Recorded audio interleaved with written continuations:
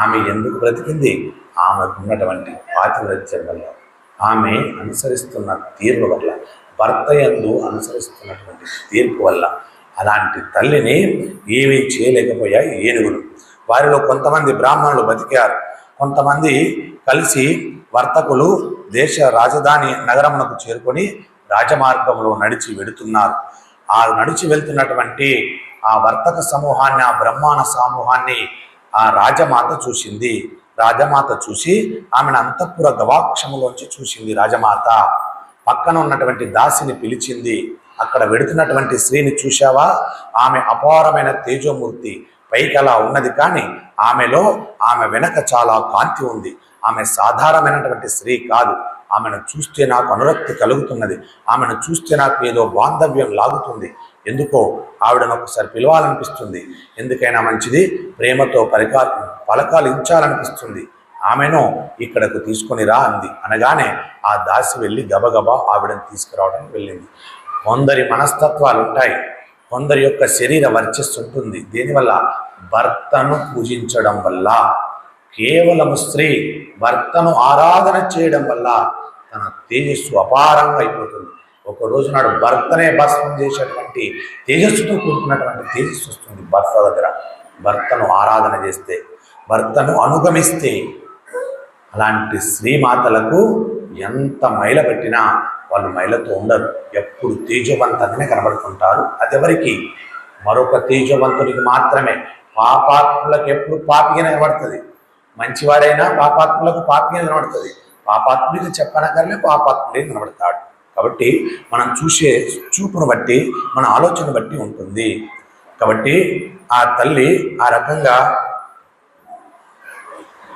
రాజమాత దమయంతి దేవిని, అమ్మా నీవు ఎవరు, ఎందుకు ఇలా ఉన్నావు అని అడిగింది. అడిగినప్పుడు దమయంతి దేవి మాట్లాడుతుంది.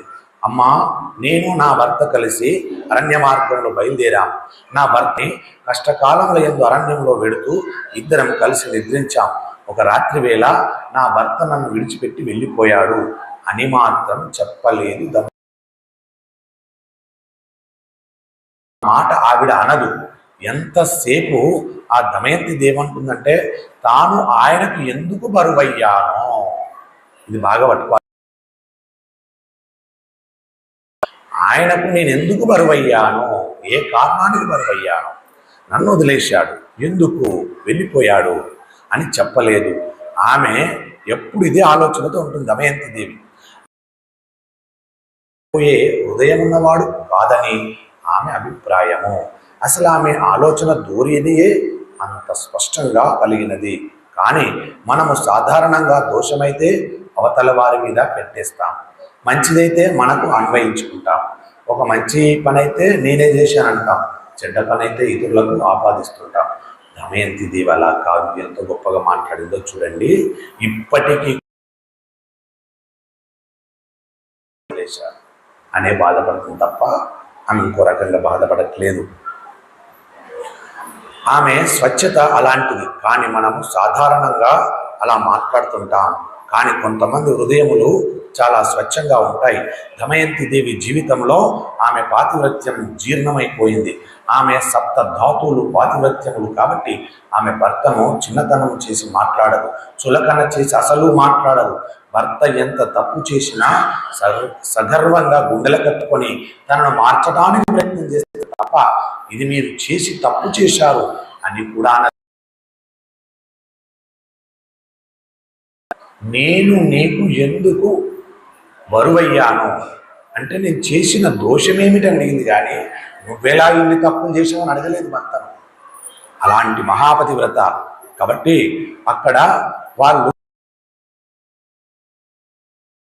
ఎందుకో నిద్రపోతున్నాను, మా వారితో కలిసి ఒక చోట నిద్రపోతుండగా మోసగించబడ్డానమ్మా అంది. భర్త వదిలేశాడమ్మా అనలే, నా పతి కనబడట్లేదు అనలే. ఆమె మోసగించబడ్డానమ్మా అన్నది. ఏమి మోసం దీంట్లో? ధర్మ సూక్ష్మం ఏముంది దీంట్లో అంటే, నేను ఎంతో గొప్పగా నా పతి కాపాడాలనుకొని తన వెంబడే నడుస్తున్నాను, నమ్మకంతో నడుస్తున్నాను. తను నన్ను నమ్మక ద్రోహం చేసి వదిలేసిపోయాడు. ఏ కారణానికి వెళ్ళాడు అంతుపట్టడం లేదు అనేది ఆమె హృదయంలో ఉన్నటువంటి మాట. కానీ దాన్ని ఇక్కడ ఈ రాజమాతకే చెప్పింది. అమ్మా, నేను మోసగించబడ్డా, అమ్మా తాను విధి చేత మోసగించబడ్డానమ్మా అని చెప్పింది. ఇంకెలా చెప్పింది? విధి చేత మోసగించబడ్డాడు. వాస్తవానికి మనకు తెలిసిన కథకు కలిపురుషుడు నలుడిలో ప్రవేశించాడు కాబట్టి నలుడు చేయకూడని పనులు చేయించాడు. విధి అన్నట్టే కదా అది. విధికి ఓడిపోయింది తల్లి. ఉన్న మాట చెప్పింది. ప్రతివ్రత ఎప్పుడు అబద్ధాలు చెప్పరు, వాళ్ళు చెప్పిందే నిజమవుతుంది. ఆ తల్లి ఆ రకంగా చెప్పింది. అమ్మా, విధి చేత నేను మోసగించబడ్డానమ్మా, మోసగించబడి ఒంటరి దానన అయ్యానమ్మా, నేను సైరేంద్రియ వృత్తి చేస్తాను అంది మాత దమయంతి. నేను సైరేంద్రిగా ఉంటాననుకొని ఒకరి ఎంగిలి నేను ఆమె కొన్ని చెప్పుకుంటుంది, విషయాలు, కండిషన్లు చెప్పుకుంటుంది. అమ్మా, నేను తినను, తాను సైరేంద్రిగా ఉంటాను, కానీ ఒకరి కాళ్ళు నేను పట్టను, బ్రాహ్మణులతో తప్ప అన్యులతో మాట్లాడను అంది దమయంతి దేవి. అంటే బ్రాహ్మణుడంటే సమాజము ఎంత నమ్మిన వ్యక్తియో చూడండి. బ్రాహ్మణ్ అనే పదమే పరమ పవిత్రమైనది. దానికి ఎవరైనా అర్హత సంపాదించారా వారు పవిత్రులైపోతారు. అందుకే బ్రాహ్మణ అనే పదము పరమ పవిత్రం ఆ ధర్మాన్ని, పరమధర్మాన్ని అనుసరించినదై ఉండాలి. ఆ రకంగా ఆ యొక్క తల్లి మాట్లాడింది. నేను ఈ నియమములు మీరు అంగీకరించగలిగితే నేను మీ దగ్గర సైరేంద్రిగా ఉంటాను. ఎంత మంచి మాట అన్నావు తల్లి, తప్పకుండా సైరేంద్రిగా ఉండు అంది ఆ రాజమాత. దమయంతి అన్ని నియమములు చెప్పడానికి కారణం అన్ని పనులు చేస్తే శౌచం నష్టమవుతుందని. అందుకే దమయంతి దేవి తిన్నట్లయితే శౌచం పోతుంది. శౌచం పోతే అది బుద్ధి మీద ప్రభావం చూపిస్తుంది. బుద్ధి మీద ప్రభావం కాబట్టి ఏదో ఒక మాట అనిపిస్తే తన పాతివ్రత్యమునకు దోషం వస్తుంది. అందువల్లనే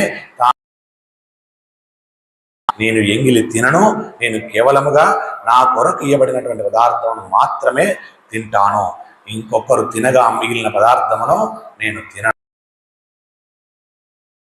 నన్ను దాసిగా చూడవద్దు అని చెప్పింది. అని చెప్పి ఆ తల్లి రాజమాత ఒప్పుకున్నది. ఈ తల్లి దమయంతి దేవి చెప్పిన దానికి ఆ తర్వాత